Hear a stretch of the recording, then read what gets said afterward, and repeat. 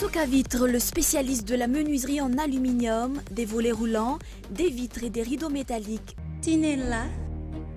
Aza makany akafitsony, tongava malaky eo amin'ny magasin Baolay. Hello! Afaka tsara ny tasy. Soka Vitre, Baolay, Vaoline manolotra ho anao ny Vaovao.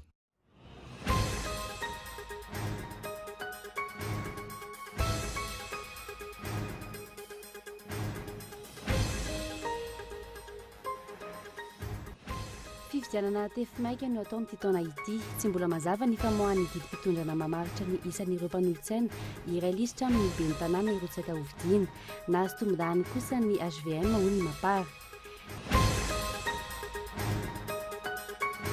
Milentika indray aloha ny fanantenana ho an'ny Air Madagascar ny voany amin'ny lisitra mainty Europeana amin'ity taona ity. Tsy maintsy miandry ny volana martsa 14 ny dossier Madagascar ny Bruxelles. Mamerina ireo dingana rehetra ilaina hatongavana amin'izany indray ny firenena malagasy ialana amin'ny lisitra mainty ny vondrona Europeana. Ny mpanjifa indray ve no hanavitra ny orinasa Jirama, ny fandrotana ny vidin-jiro no vahaolana farany ialana amin'ny délestage lavareny ho ny minisitra Androany. Mety ho tonga 500 izany fiakarana izany ho ny loharano-baovao maro ankehitriny. 420 ora isa-taona ny fahatapahan-jiro eto Madagasikara ho an'ny 12 isan-jato ny vahoaka malagasy mahazo herinaratra. Entina aminao ato anatin'ny vaovao androany ihany koa ny fiainan'ny iray mpianakaviana iray mpiompy 80 taona. Ny fivelomany sy ny famoiazany no entiny doany Andrianjatovo ao anatin'ny fianadediana manokana. Avoakany France ankahalalana ny tahirikevitra rehetra tamin'ny famonoana faobe ny trangatany Rwanda ny taona 1990 hatramin'ny 1990 araky ny fanambaran'ny François Hollande omaly, indrindra ny famonoanan'ireo Tutsi nanohitra ny Hutu tamin'ny taona 1990. Ny Atsipirena Vitrany.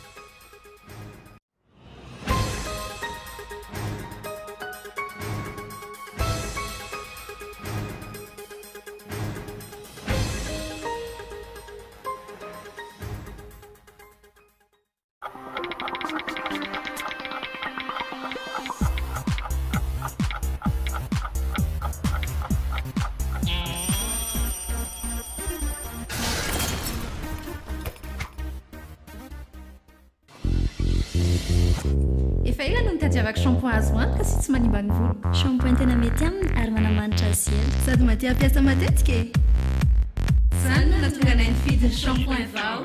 Shampoing papay mampangirana sy manala ny volo misy rivotra. Shampoing menthe manadio sy manamevana ny volo misy angatrana. Shampoing citron manome tanjaka ny volo mora mitsiro menaka. Vao shampoing tia ny volo query. Vaovao vao shampoing citron, papay sy menthe amin'ny sachet sy tavoahangy. Soka Vitre en Outapenac, menuiserie en aluminium, rideaux métalliques, volets roulants, vitres, tôle,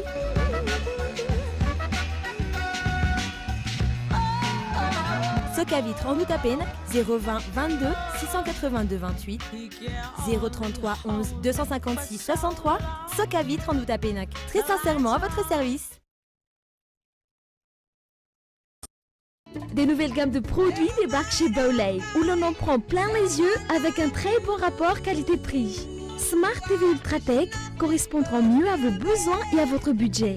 Des subwoofers top et de qualité dotés des meilleures fonctions à petit prix. Découvrez les meilleurs frigos du moment qui coïncident à vos attentes à prix hyper compétitif. Des superbes produits, rien que pour les femmes, se marient très bien avec tous les intérieurs. Baolay, toujours meilleur. Ny azo ny vaniko laka, ny tanina ndriny ny tsara. Ny orinasa Madagascar Evolution Immobilier dia vonona ny mefafapohanao izay mikasa hividy tany. Fitsidihana maimaimpona, mampandrisaina anao amin'ny fikarakarana ny taratasy rehetra. Koa raha mila fanazavana fanampiny ianao dia antsoy azy ny lahazana 033 21 099 06 na ry 034 14 099 06 22 566 54.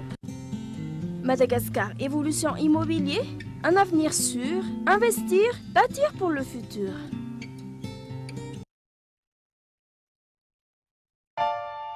L'EFMED, c'est toute une gamme de produits d'ameublement d'une standing super classe, bien pour tous. Pour ma nouvelle maison, ce canapé est vraiment idéal pour me relaxer le week-end. Waouh! C'est tout à fait mon goût.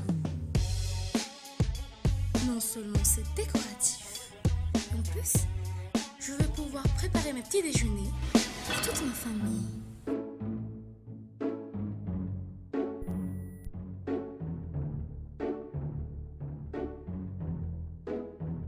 Même les enfants rêvent d'être grands.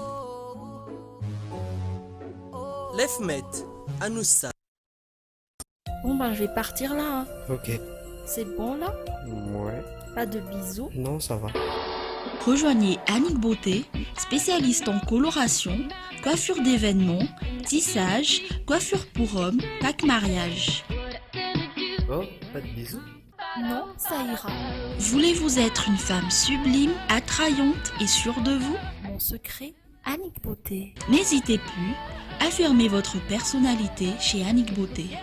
Annick Beauté, notre secret.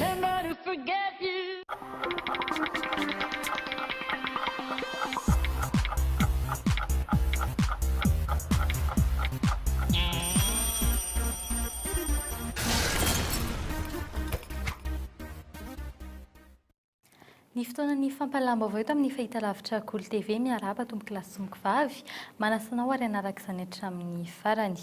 Ny mikasika ny orinasa-mpanjakana jirama avy hatrany isantarantsika ny fiarana amin'ny tian'io ity tsy maintsy hiakatra ny fanjifana ny herinaratra raha nambarany ny minisitry ny angovo androany.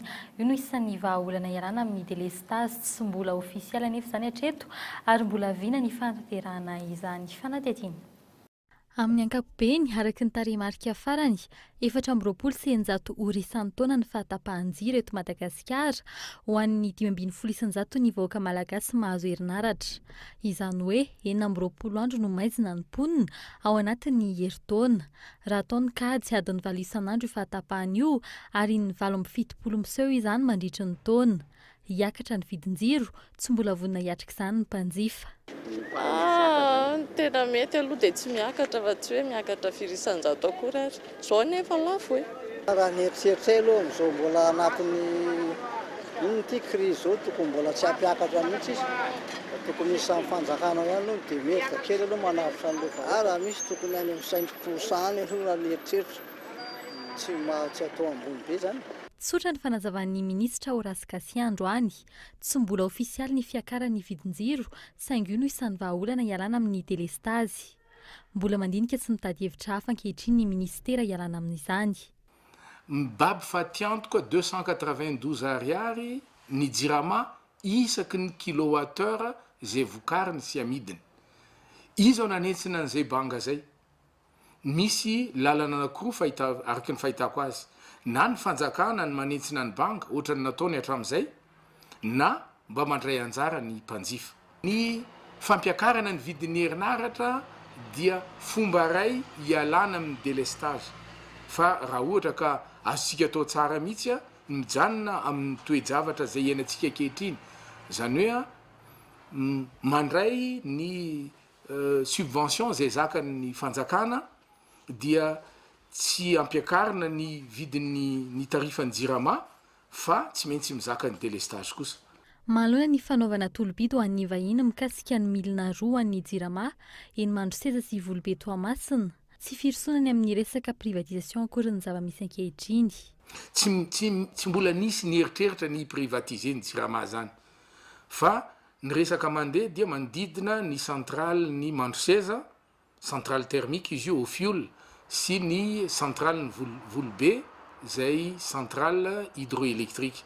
Ny lalana voalohany dia iny efa nitapahan'ny conseil d'administration ny jirama iny zay nanaovana appel à manifestation d'intérêt ho hitatsika eo ny vokany satria tsy maintsy isy amaly an'iny antso iny dia ny étape faharoa moa zany dia ny anaovan'izy ireo tolobidy satria tsy maintsy isy appel d'offre amin'izay orinany appel à manifestation d'intérêt. Mahalona ny adi-hevitra samihafa mikasika izany amin'ny ankapobeny, ny fiakaran'ny vidin'ny herinaratra no ahainim-ponina ankehitriny. Ny vahoaka mpanjifa ve izany no iantoka ny fanarenana ny jirama amin'ny fandoavana vidin-jiro bebe kokoa? Aiza ny afaran'ny audit izay natao teo anivon'ity orinasa mpanjakana ity mba ahafahana mahita sy mitondra ny olomeloka na marina ankadiny jirama tahaka izao? Mahalona ny fitsarana sy ny vahoaka malagasy. Mbola tantara mitohy ity resaka jirama ity. Eo amin'ny lafiny fitaterana nabakabaka kosa indray ny emitra ho amin'ny volana martsa 2024 indray vao fantatra ny ho avy ny kompani mpitaterana ery Madagasikara eo anivon'ny vondrona Eropeanina. Mandra-piandro izany anefa ifampizaran'ny kompani vahiny ny tsenam-barotra mihazo an'i Eropa araka ny tatitra avy an'i Bruxelles tsy tafiditra ho isan'ny laharam-pahamehana amin'ity taona ity ny raharaha mikasika an'i Madagasikara miverina mandefa tao taratasy vaovao indray ny firenena malagasy. Alohan'ny 27 aprily ho avy izao no tsy maintsy atao tonga ny Bruxelles izany atao taratasy izany. Fanadetiny Michel Aranartson. Tamin'ny alakamisy farany taona nandinika ity raharaha ity ny teo anivon'ny ACM sy ny Air Madagasikara mirotsaka anaty fasahirana landalina kokoa ity kampani mpitaterana ity. Tsy nosokajian'ny vondrona Eropeanina ho lahara-pahamehana ny famoahana ny Air Madagasikara amin'ny lisitra mainty. Vao iray volana izay nanambara ny tompona andraikitra eo anivon'ny ACM fa ho afaka ao anatin'ny lisitra be Madagasikara amin'ny ity taona ity. Tamin'izany no nahafantarana fa raha toa ka nahatratra 700 ny tany fanaraha-penitra ny taona 2020, 20 ny taona 2024, misy 56 izany amin'izao. Raha ny tena marina, skora efa tamin'ny oktobra 2014 izy io, ary depuis 2014 tsika efa nanao zavatra be dia be nampivoatra ny fitaterana nabakabaka eto Madagasikara amin'izay lafin'izay dia everina fa efa lasa lavitra be mihitsika raha ohatra oharina amin'le hoe 900 isan-jato zay le hoe minima zay ankatahan'ny OACI zay amin'izao fotoana izao. Ny dikan'izany efa miroso makany amin'ny hoe fahafahana mandinika ankahatsika ivoaka avy eo anatin'ny annexe be tsika amin'izao fotoana izao. Ray volana tsy aoriana verimaina ny ezaka natao tsy ho amin'ity taona ity ny ahafahan'ny fiaramanidin'ny Airmad misidina ny Eropa. Tsy naharesy lahatra azy ireo ve nitatitra sy ny ezaka nataon'ny fitondrana malagasy sa hiara-ny tsindry azo lena noho ny atombotsoa avy amin'ireo kompani mpitaterana vahiny izay mizara ny tsenam-barotra eto Madagasikara ankehitriny ity kompani nasionaly ity.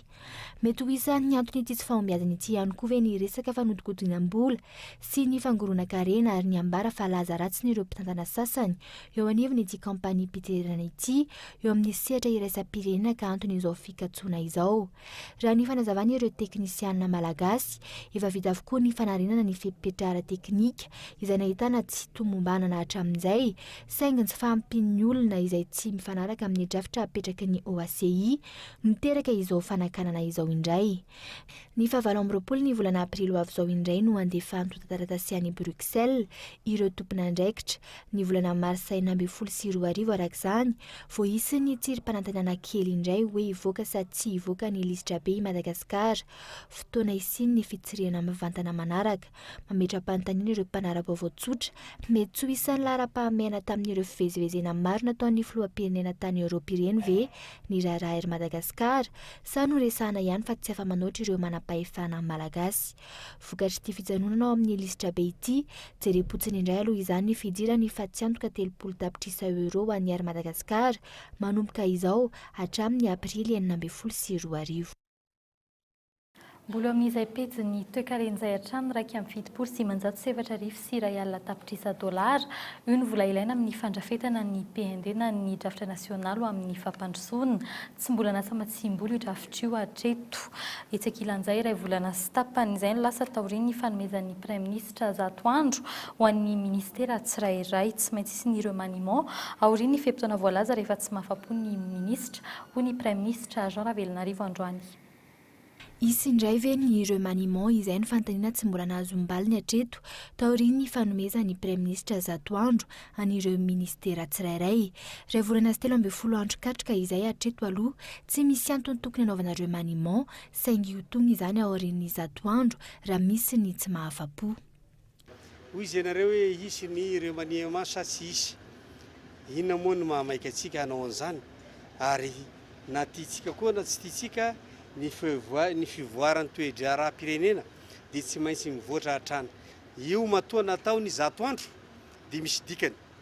Ary isika rehefa manao fanadinana na amin'ny fiainana andavanandro dia misy farany le hoe tampitry ny taom-pianarana anankiray dia manao fanadinana afaka ny afaka sanatriavina ny tsy afaka dia hoan'izay afaka arabaina rehefa tonga ny fotoana dia hitanareo izy fa ny mandihy alohan'izay sy ny milaza ninina atao tsy dia tsara satria rehefa vitany fievaluenan'ireo olona reo ao anatin'ny 100 andro dia ho hitantsika eo ny toyny.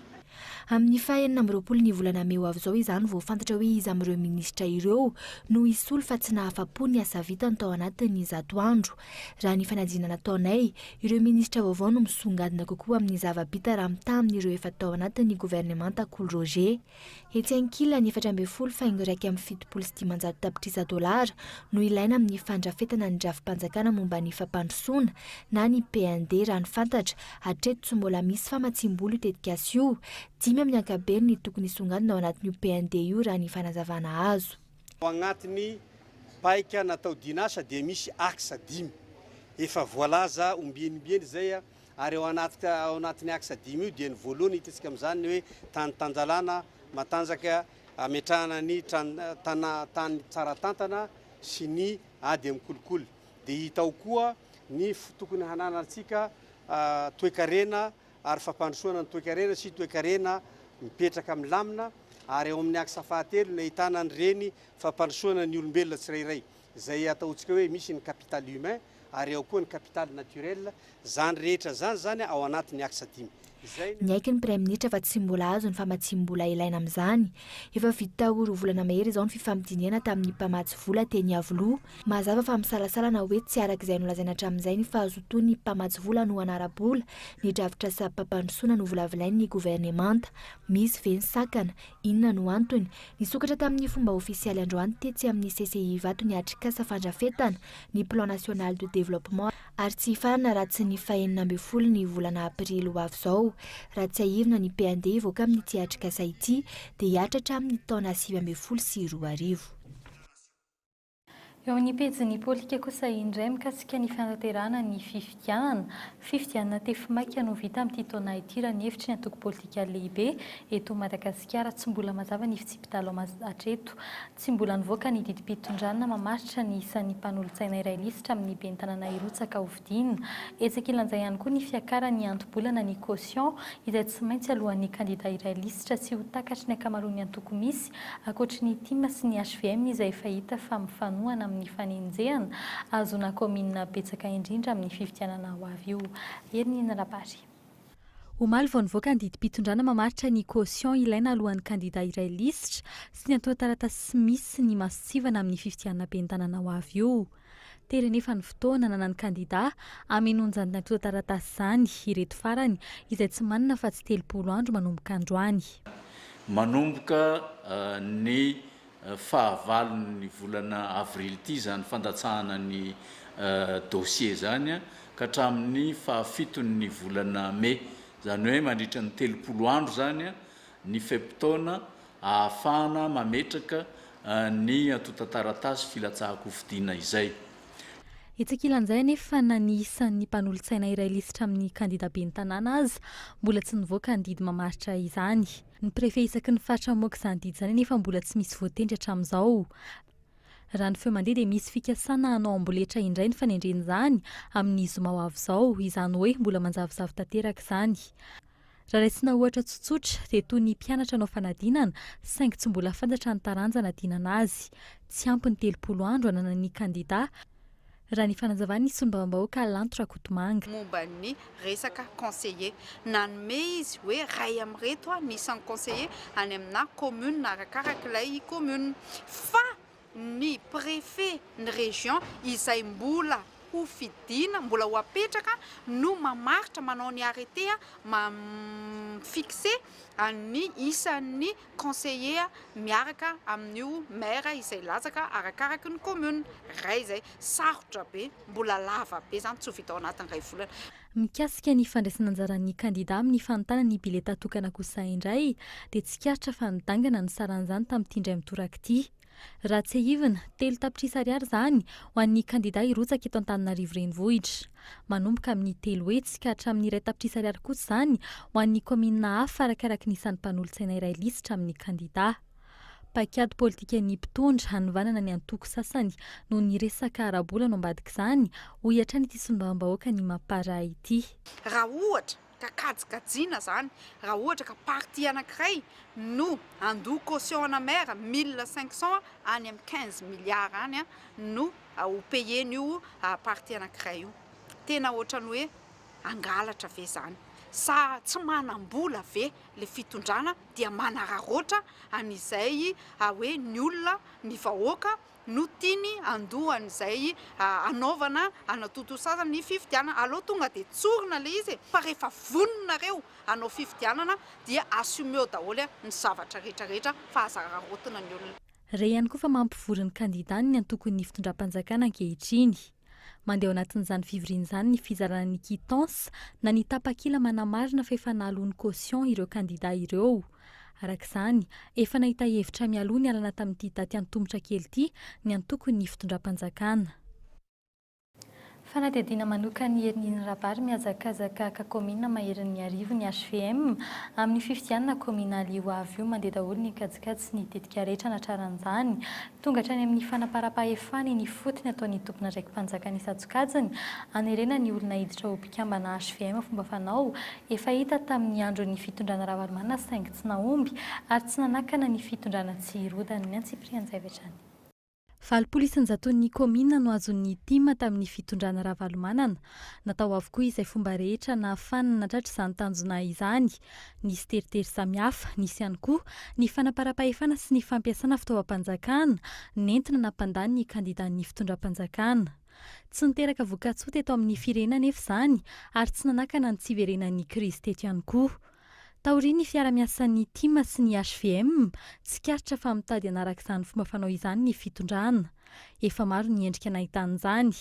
Teo ohatra ny fangatahany lehibe ny faritra vaky nakaratra teo aloha, vola tamin'ny orinasa 740 tany an-toerana, anaovana fihaonam-be ny HVM.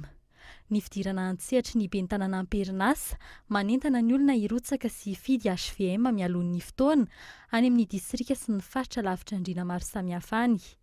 Tao ihany koa ny fanerenan'ny mpampiandra sy ny tompona ndraikitra isantsokajiny ny fotony hiditra ho HVM. Ankoatr'izay ihany koa, herintaona sy efa-bolana taty aorian'ny joroan'ny fitondrana tsy mbola nisy fifidianana vita na iray aza.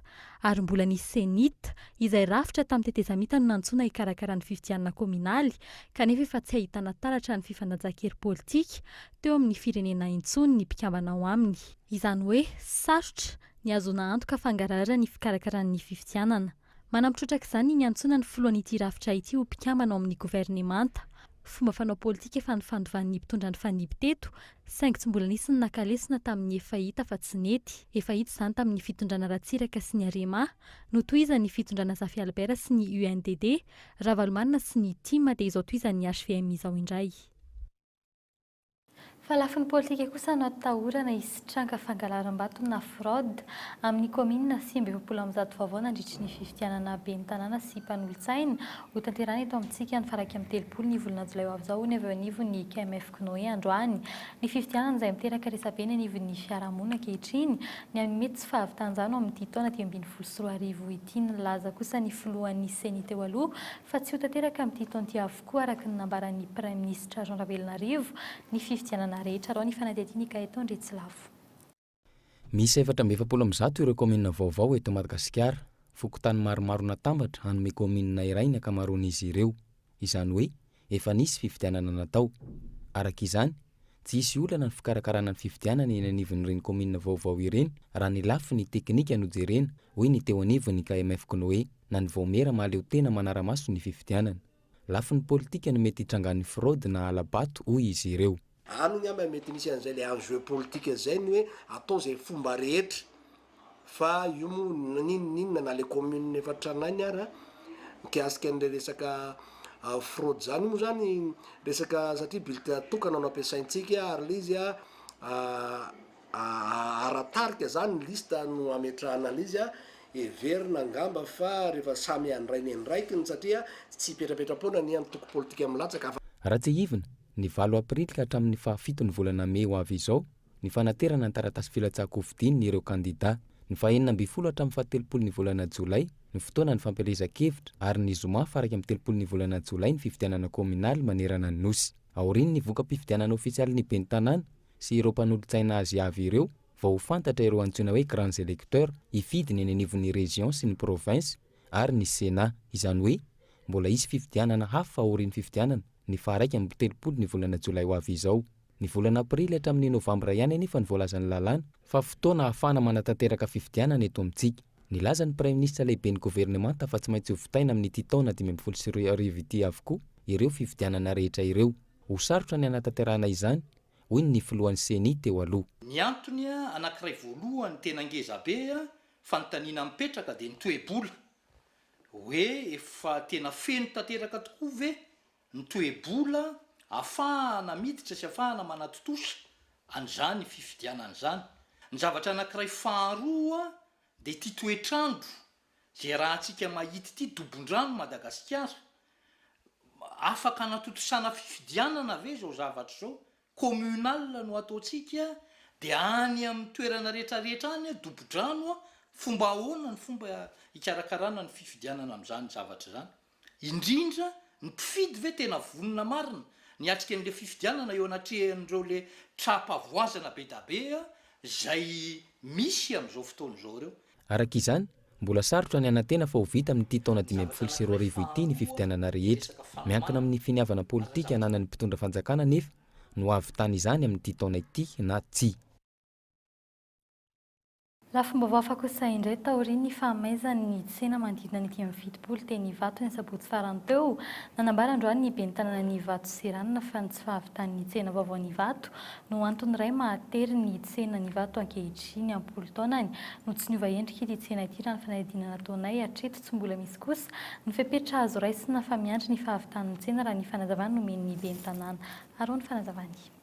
Après l'incendie zany zay manana tsena vao namboarina fa tsy vita hatramin'ny farana izy io. Ny tsy hahafahanay mamindra an'ireo olona ireo any zany satria mbola eo am-panamboarana zay dia tsy zavatra azonay atao fa dia miverina amin'ny toerana aloha izy zany zao. Miverina amin'ny toerana izy satria araka ny zavatra hita dia ny sakafo an'io tadiavina an'io dia tsy maintsy miasa aloha zareo zany mba ahafahany mivarotra sy mamely tena hatreto. Fa raha ny fanirianay rehetrarehetra zany dia mba mifindra amin'le tsena vaovao fa araka izay lazaiko izay hoe mbola tsy vita le izy ka tokony atao haingana. Miezaka ny mitady ny hevitra rehetra ahafahana manampy ny mpivarotra maro ny komina amin'izao fotoana izao ny mpivarotra kosa manao antsova amin'ny tompona ndraiky mpanjakana mba hanampiana azy ireo amin'ny fanamboarana ny tsena vaovao any amin'ny toerana. Lafombaovao fa kosa indray mpianatra hozandary iray no namony ainy tany amin'ny fitoeram-piofanana tany Ambositra ny alatsinainy farany teo lehilahy iray 30 taona avy any Antsohity namony ainy ity eo amin'ny fandraisana ny mpiofana ny olana malona ny tranga tahaka izao raha nambara ny jeneraly Ramakavelo Desiré izay manana ny toe-batana sy ny toe-pahasalamana afaka miaktrika fiofanana no tokony ho raisina ho izy sarotra ny manarama sy ny fahasalaman'ny tsirairay mialoha ny idirany mpianatra hozandary ny avy anivon'ny zandary fanatitiana. Ny alatsinainy fahinana ny volana aprily 2024 dia nodimandry tao amin'ny hôpitaly be ao Ambositra ny mpianatra hozandary iray 30 taona niditra tamin'ny voalohan'ny volana martsa 2024 tao amin'ny andiany faraiky amin'ny 70 ao amin'ny sekoly ny zandarmarim-pirenena ao Ambositra. Izany hoe iray volana sy 5 andro taorianina nomboan'ny fiofanana. Ny sabotsy fa 4 volana aprily 2024 izy no nitaraina fa reraka ka nalefa nanao consultation tao amin'ny infirmerian'ny sekoly. Sarotra ny fandraisana sy ny fitsiriana ireo mpianatra hozandary eo amin'ny lafiny fahasalamana na ny lafiny fahasalamany vatana na ny fahasalamany saina. Io zany dia miezaka araka izay azo atao zay mba miditra tena any amin'ny lalina dia lalina mikasika mety zavatra tantaran'le olona kandida zany sao dia sanatria zany olona efa olona ratsy sao dia sanatria zany olona dahalo zavatra mety hatrany zany. Tsy mora manao an'izany fa raha ohatra kosa hainona feola izy dia tonga dia avy hatrany zay dia mandray andraikitra dia tonga dia sakanana izy na dia ny zavatra hainao aminazy madidio ihany dia aloha manao izy zavatra mba tsy sanatrisana izany hitaiza olona sanatria izany hifototra amin'ny tena indray rehefa avy. Tranga efa niseho teto amintsika ary nandratsendrika ny zandary ny fitondrantena tsy mendrika ataon'ireo mpikambana ao aminy raha tsy ilaza fa tsy ny tany ilakaka sy mananjara. Tranga fahita matetika ihany koa mandritra ny fikarakarana ny atota taratasy ahafahana miadina ny manafina aretina mandritra ny visite médicale d'aptitude ataon'ireo mpiadina. Endrika isehony kolikoly izany, tokony hoentotra ny tompona andraikitra eo anivon'ny tafika malagasy amin'ny trangan-javatra tahaka izao, hoy ny jeneraly Ramakavelo Desiré. Tsy mila olona malemilemy ao ny-tafika, tsy mila olona hoe tsy salama, olona efa manana aretina avy any fa saingy hoe afa-panadinana dia tafita. Zay nge ny antony anasivana ny tena hoe sivany amin'ny fanaraha-maso ara-pahasalamana ao amin'ny volana. Ny any vahavolana dia tsotra, any amin'ny sivany ara-pahasalamana dia atao entitra tsara ny sivany ara-pahasalamana, amin'izay mba olona tomady matanjaka salama, zany manao maramila na manao gendarme.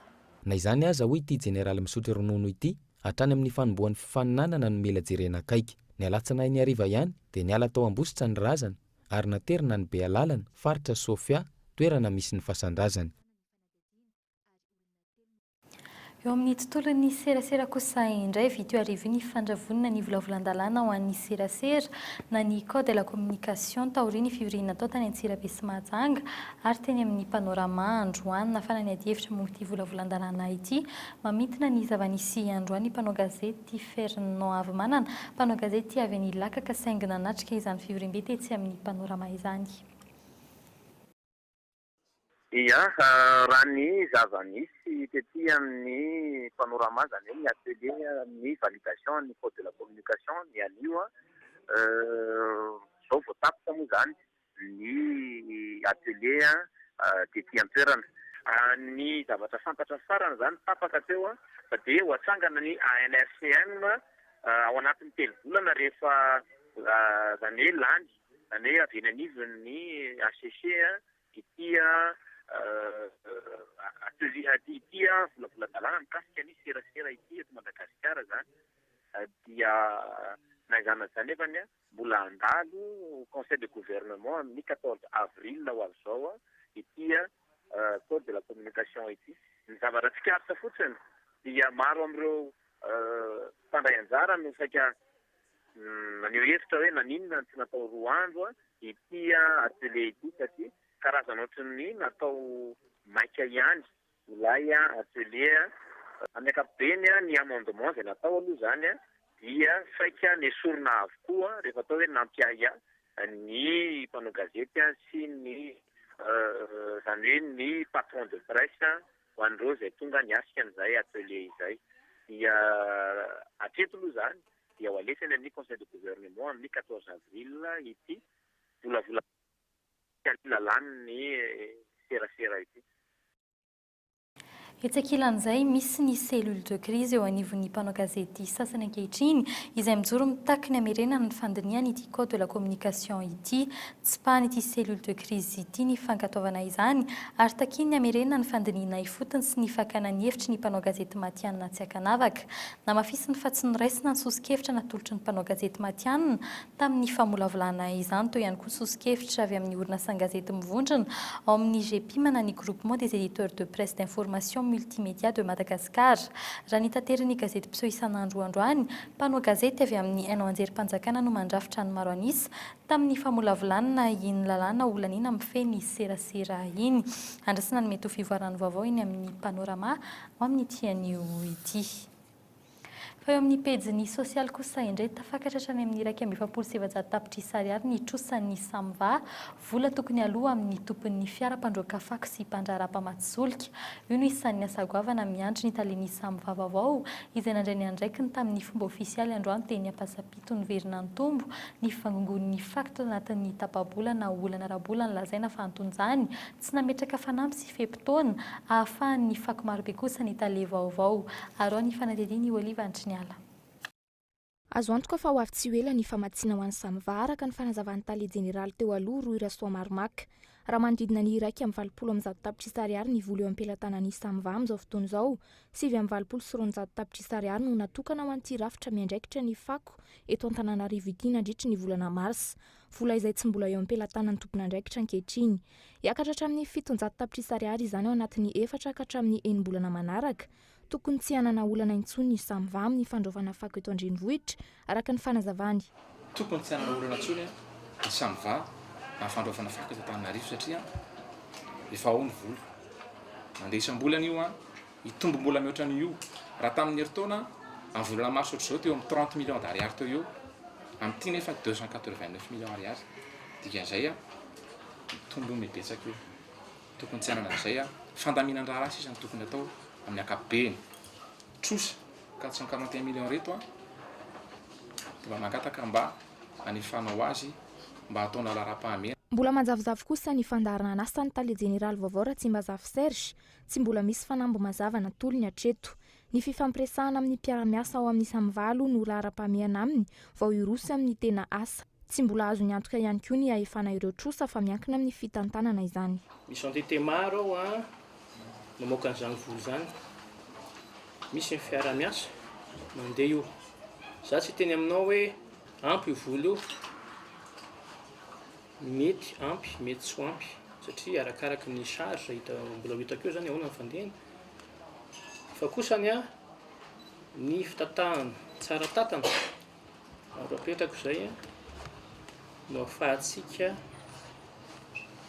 ataontsika eo manome an'izay fahampiana izay vola mety eo-pelatahana satria tsy maintsy miala amin'izay vola eo koa tsika. Androany no nanatanterahana ny fifandimbiasam-pahefana teo amin'ireo tale jeneraly vaovao sy teo aloha raha toa ka tsy mbola ara-penitra ny fanisorana ny faky teto andrenivohitra mivangongo ary misy mahatratratra amin'ny 3 metatra ny adiriny. Andrasana indray izay ho fanovana entiny ity tale jeneraly vaovao ity, andrasana ihany koa ny tatitra mikasika ny fanefana ireo trosa ny samva ireo. Fiainana sy fivelomana fanadidina manokana ny tanterahiny Doany Andrianjatovo teny Ambohitrimanjaka no entina aminao manaraka. Fiainana tsotra fa ireharehan'ny fiompiana, fa ireharehana ny fiompiana ho an'ny raim-pianakaviana iray ny antoerana miara-mipetraka amin'ny biby fiompiny. I Dadamasy sy ny fianakaviana nanomboka ny rano miakatra ny biby fiopy no niray trano tamin'izy ireo hatramin'izao mbola tsy afaka izany biby fiopy miantoka ny fivelomany mandritra ny taona maro fanatediana. 10 taona Dadamasy sy ny fiompiana andovan'olovainy tamin'ny iray aman-dreniny ary mbola heverina fa hampatovaina ny zanany ihany koa. Ny ganagana koa ary ny omby ny tena manavana anazy ary efa nivelomana nandritra ny 50 taona izay. Na tsy dia maro aza ny tahirany dia nambarany fa mahavela tanteraka izany rehefa hajaina sy fotorana raha ny fanazavany. Manabe ny vorona sy manome vilona ny omby ny tena andraikiny ary mivarotra eny an-tsena ny asan'ny vadiny. Izay zany aty dia vorona, akoho, omby, kisoa.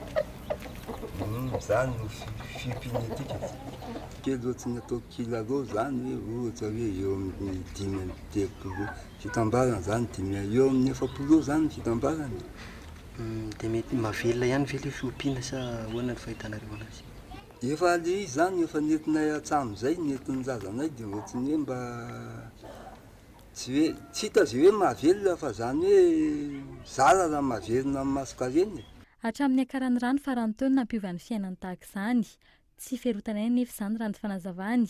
Ny vidin'ny akoho amam-borona no miantoka ny fiainan'izy mivady izay efa nahalehibe zanaka telo tamin'ny fiompiana tahaka izao. Zanahy zany ny sakafo zany dia mividy katsaka dia ho an'ny akoho, vorona sy ny karazany ireny mividy katsaka. Dia ohatrany kapoaka katsaka amin'izao? Katsaka asa izy izay toa valonjato sa 700. Kilao. Dia ahoana mety aminareo mpiompy hoe izany vidiny izany sa mavesatra sa? Ka na ohatra aza hoe mavesatra le izy aza tsy maintsy ataoko satria efa fiompiany tena le izy. Ny fotoanany mainandro izy ireo no misedra olona sy tsy mandry fahalemana noho ny fisian'ny mpangalatra. Olana ho azy ireo anefa ankehitriny ny famahana ny biby fiompy amin'ny vidiny entana na ny sakafon'ny biby tsy mety midina hatramin'izao. Tsy maraka amin'ny provanty ka tsy maintsy alefa miroatra ny biby ny hariva vao miverina ao an-trano. Ray zany a mba mahita 5 000, 2 000 mba mety jiro, sira. Arakarany ihany koa zany le izy hoe fidiram-bola zany tena tsy hita izay tena izy fa zay eo ihany 5 000, 2 000. Na izany azy tsy izao vao nisedra olana Dadamasy amin'ny fiompiana izay fotoran'izy mivady. Lasa ny an-tsena nivarotra atody mba hividiana sakafo ny vadiny tamin'ny fotoana andalovanay teto. Asa mandramaty ny fiompiana ho azy ireo. Tahaka izany ihany koa ny zanany telo izay efa samy manana ny azy avokoa. Mahalona ny fikirizan'ity iray aman-dreny ity, aiza ho aiza ny fahavonona ny tanora hivelona amin'ny tany sy ny fiompiana tahaka izao. Mandidina ny 10 isan-taona ny tanora manam-pahaizana momba ny fiompiana sy ny fambolena mahavita fianarana mba raha tonga ambony eto Antananarivo. fa ifanilehany avy anivon'ny komina sy ny orinasa madinika ny salatsalany ny olana eo amin'ny fanamboaran-dalana eto amin'ny komina Antananarivo renivohitra ny lalana izay faharovolana izao nanomboka ny fanamboarana saingy misy amin'ireo fanamboarana no efa simba sahady fahatarana amin'ny fanamboarana aorian'ny fivoahan'ny deviny tokony voalohany no antony voalohany mahatonga izany raha nambarany sekretera jeneraly ny fikambanany orinasa madinika salantsalany eo amin'ny sehatra ny asa vaventy fanadihadiana. Vola mitetina 1.10 miliara ariary no fantatra vavolana tokany ministeran'ny asa vaventy hanamboarana ny lalana sy hanaovana ny fanajariana ny fotodrafitrasa misy eto amin'ny komina Antananarivo renivohitra. Ny fandrombahan'ireo orinasa madinika sy salatsalany ny fanatanterahana izany fanamboarana izany. Ankehitriny anefa ireo volana tao aoriany nanombon'ny asa nisy sahady ireo lalana efa ahitana fahasimbana. Ny komina irery ihany no tompon'antoka amin'ny fanaraha-maso ireny lalana namboarina ireny raha ny fanazavany tompona andraikitra eo anivo ny komina Antananarivo renivohitra. Fa na iza ndraiky io zany efa manao ny lalana mikitika ny infrastructure eto an-tanàna Antananarivo, commune urbaine Antananarivo no maître d'ouvrage tsy maintsy manara-maso. Na iza zany na olona privé na iza ka mikitika lalana dia tsy maintsy maka autorisation aty amin'ny tanàna Antananarivo aloha ary manara-maso département technique ny service de voirie. Dia zay no mahatonga anay hoe na iza zany hoe na entreprise goavana izy na entreprise madinidinika izy ka mikitika manao asa eo amin'ny lalana eo dia tsy maintsy tonga izay manao contrôle. Rehefa tsy manaraka ny règle de l'art izy dia mijanona. Teneninay izy tsy ampy ty dosage ty, tsy mety zao zavatra ataonao zany. Raha ny fantatra nefa 200 tapitrisa ariary isaky ny kilometatra no sala ny fanamboarana raha raisy ny orinasa lehibe tony kolasy izany hoe raha nataony katsika tsotsotra na ny antsasaka ireo vola 1.10 miliara ariary no men'ny ministeran'ny asa vaventy ireo aza dia tokony efa ampy hanamboarana manontolo ireo lalana eto Antananarivo renivohitra. Mahasotsiana araka izany ireo orinasa madinika mpanao lalana ireo. Ny fahatarana eo amin'ny fanombohan'ny asa no antony voalohany mahatonga izany raha ny fanazavan'izy ireo hatrany. Ny zavatra hita kosa nefany dia reny asa izay atao reny mazana ny devis zany efa fantatry efa ela be dia mbola mitovy foana le dégradation théoriana ka enam-panatanterahana le orinasa vao mahita ny hoe tsy mifanaraka amin'ny bordereau détail estimatif na amin'ny BDE reny zavatra ireny dia voatery lasa mety ny grignoté kely ny zavatra mety hoe anatanterahana anazy izy mba ahafahany mijery izay tombom-barotra kely anazy izay tokony tsy ho ataony efa izay fa tokony mifampiresaka manokana amin'ny bureau d'étude na ny ministère izay mpikarakara ny asa. Mbola asa lavitresaka araka izany ny fanamboarana ireo lalana rehetra eto Antananarivo renivohitra. Isan'ny mampametra-pantaniana ihany koa ny amin'ny hoe rehefa hita fa tsy araka ny fenitra tokony nanaovana azy ny fanamboarana ny lalana izany hoe tsy nampiasaina araka ny tokony ho izy ireo volana voaka. Nahoana tsy misy ny fandraisana andraikitra ireo tompona andraikitra voakasika izany ohatra ny Bianco na ihany koa ny komina izay efa mitonona fa tompon'antoka voalohany amin'izany. Ivadika lafim-baovao hafa kosa indray isika hanome sehatra ny renim-pianakaviana indray ny fahitalavitra sy ny onjam-peo ny KOLO TV sy ny KOLO FM mandritra ny volana May ho avy izao tafiditra anatin'ny fankalazana ny fetin'ny reny ny fananana mamami super chef talentan'ny renim-pianakaviana no isongadina mandritra ny fananana ny fahaizana mahandro sakafo nanomboka tamin'ny 30 martsa teo ny fisoratana anarana ka mifarana amin'ny 10 aprily ho avy izao ety amin'ny foibe ny KOLO TV FM fanampanazavana. Tsy mifidy le izy hoe tsy maintsy efa manana traikefa be ao amin'ny lafiny izay fikarakarana sakafo izay fa dia afaka mandray anjara daholo zany renim-pianakaviana rehetra. Tsy mifidy ihany koa hoe miefa ny asa atao anatin'ny tontolon'ny resaka hôtel risy ny ohatr'izany zany le renim-pianakaviana fa afaka mandray anjara daholo ny rehetra. Dia mariana etoana ihany koa fa fifaninanana izy ity amin'ny fifaninanana izay dia misy ny dingana maromaro zany ho atrehany zany hoe tsy maintsy misy ny mpandresy dia misy ihany koa ny resy ao anatin'izay. Dia ao anatin'ny misy zao ny dia orina sélection dia miditra tsikelikely tsika amin'ny épreuve. Misy épreuve maromaro no manana ao amin'izay ary rehefa misy épreuve izay dia misy ihany koa ny jury.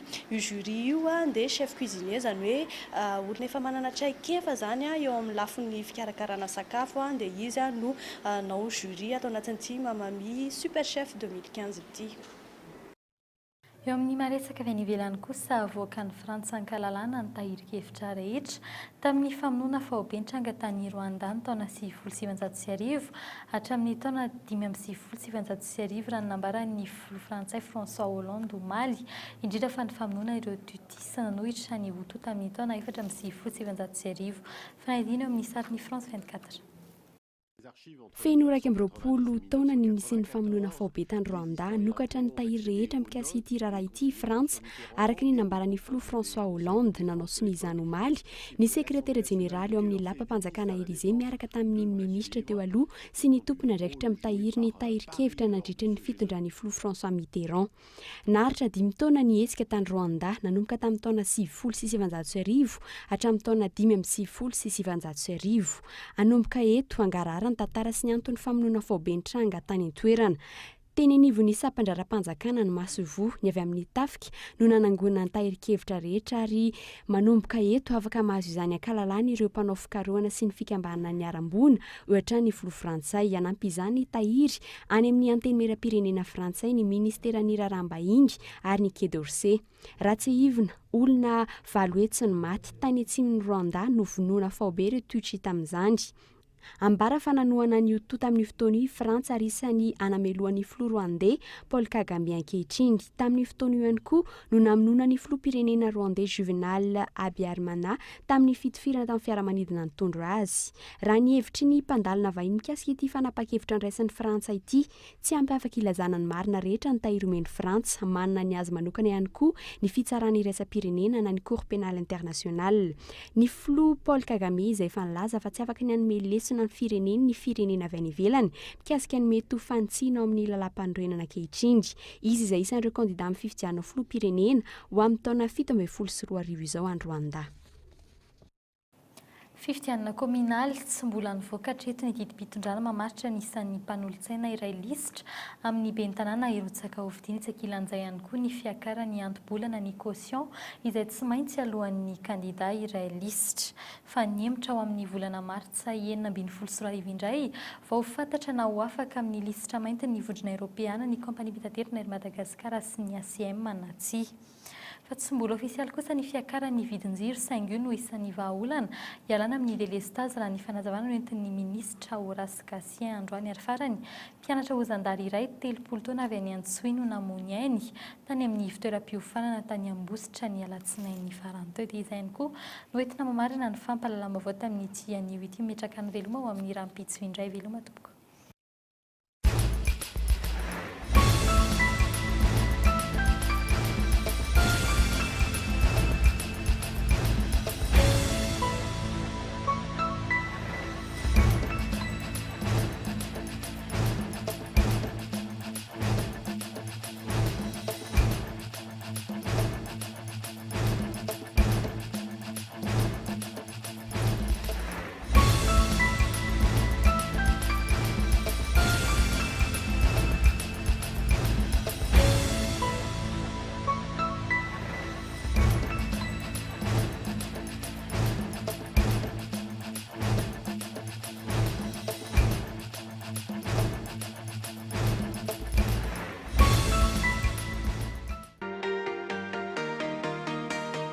Vitre, le spécialiste de la menuiserie en aluminium, des volets roulants, des vitres et des rideaux métalliques. Tinella.